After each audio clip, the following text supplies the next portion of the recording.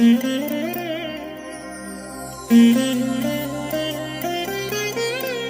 దినం పరము నుండి దిగివచ్చు మాట. ఇది నీ జీవితానికి వెలుగుల బాట. నీ ఒడిలో ఉంచబడిన దీవెనల మూట, అద్భుతాల ఆనంద ఊట.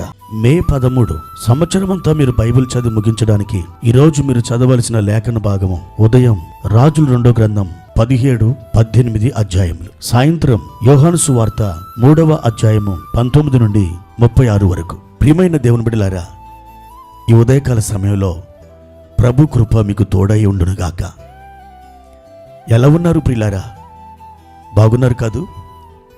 దేవుని యొక్క ఆత్మ మీకు ఎల్లప్పుడూ తోడుగా ఉండి మీ ప్రతి విధమైన సమస్యలో మీకు సహాయం చేయబోతున్నాడు. ఆయన చాలా మంచివాడు. మీ ఎడల ప్రేమ, దయ, జాలి, కనికరాన్ని ఆయన కలిగి ఉన్నాడు. మీ చేయి పట్టుకొని మిమ్మల్ని నడిపించడానికి ఇష్టపడుతున్నాడు. మీ జీవితంలో ప్రతి అపజయాన్ని విజయముగా మార్చడానికి ఆయన మీకు తోడుగా ఉన్నాడు. పరిశుద్ధ బైబిల్ గ్రంథంలో ఒక మాట చదువుకొని మనం ఈ ధ్యానాన్ని కొనసాగించుకుందాం. ఆదికాండం 24వ అధ్యాయము 34, 35 వచనాలు. అంతటా అతడిట్లనెను, నేను అబ్రహాము దాసుడను.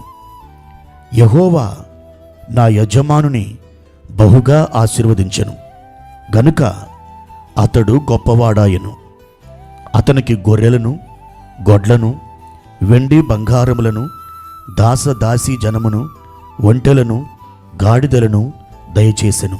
ప్రియమైన దేవుని బిడ్డలారా, ఎలియెజర్ అనే అబ్రహాము యొక్క సేవకుడు నాహోరు పట్టణంలో రెబెక్కమ్మ యొక్క గృహంలో మాట్లాడిన మాటలు లాబానుతోనూ అతని కుటుంబంతోనూ తన యజమానుడైన అబ్రహాముని గురించి సాక్ష్యమిస్తున్నాడు. నా యజమానుణ్ణి దేవుడు బహుగా ఆశీర్వదించాడు. అతడు చాలా గొప్పవాడిగా మారిపోయాడు. అతనికి విస్తారమైన సంపద కలిగింది. ఇలా ఒక నమ్మకమైన సేవకుడు యజమాని గురించి మాట్లాడుతున్నాడు. ప్రియా దేవుని బిడ్డలారా, 24వ అధ్యాయము 1వ వచనంలో కూడా దేవుడు అన్ని విషయములలో అబ్రహామును ఆశీర్వదించెను అని రాయబడింది. ప్రియా దేవుని బిడ్డలారా, అబ్రహాము ఆ విధముగా ఆశీర్వదించబడ్డానికి కారణమేమిటి? ఒక 5 కారణాలు పరిశుద్ధ గ్రంథంలో నుండి ఈ రోజు నుండి వచ్చే 5 రోజుల వరకు మనం ఆ కారణాలు ధ్యానం చేద్దాం. మొదటిగా, అతడు దేవుని చేత ఆశీర్వదించబడ్డానికి అతడు సంపూర్ణంగా దేవునికి లోబడ్డాడు. ఆదికాండం 12వ అధ్యాయము 1వ వచనంలో దేవుడు అబ్రహాముతో మాట్లాడుతూ, నీవు లేచి నీ దేశము నుండి, నీ బంధువుల యొద్ద నుండి, నీ తండ్రి ఇంటి నుండి బయలుదేరి నేను నీకు చూపించు దేశానికి వెళ్ళుము అని చెప్పాడు.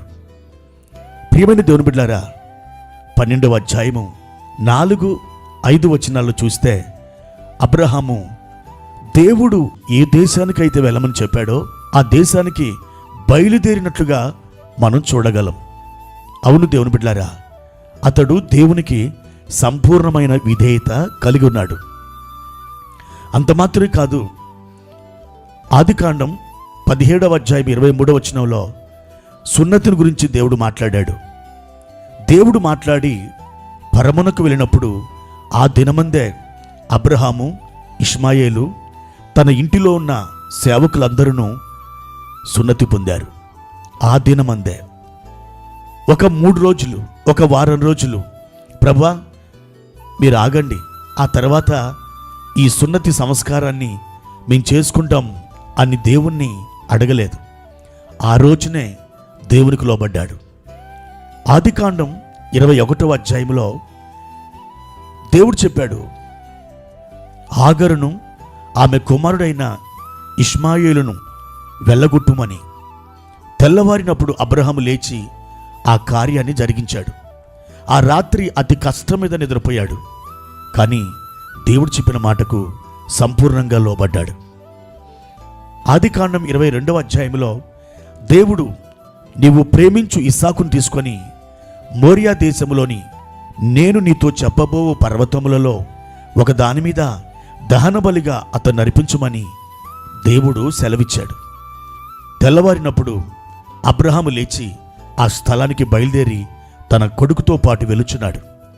ఈ విధంగా అబ్రహాము ఒక సంపూర్ణమైన విధేయత ఆయన కలిగున్నాడు. అబ్రహాము ఆశీర్వదించబడడానికి మొదటి కారణం దేవునికి అతడు సంపూర్ణంగా లోబడడమే. ప్రియా దేవుని బిడ్డలారా, మరి మీరు దేవునికి లోబడుతున్నారా? లోబడకుండానే ప్రభువా నన్ను ఆశీర్వదించు, నన్ను స్వస్థపరచు, నన్ను అభివృద్ధి చెయ్యి, నన్ను ఆదరించు, నన్ను బలపరచు, నీ కృపా హస్తం నాకు తోడుగా ఉంచు, ఇలాంటి ప్రార్థనలు మీరు చేస్తున్నారా? నా ప్రియమైన దేవుని బిడ్డలారా, అలాగూ ఎన్నటికీ మనం చేయకూడదు.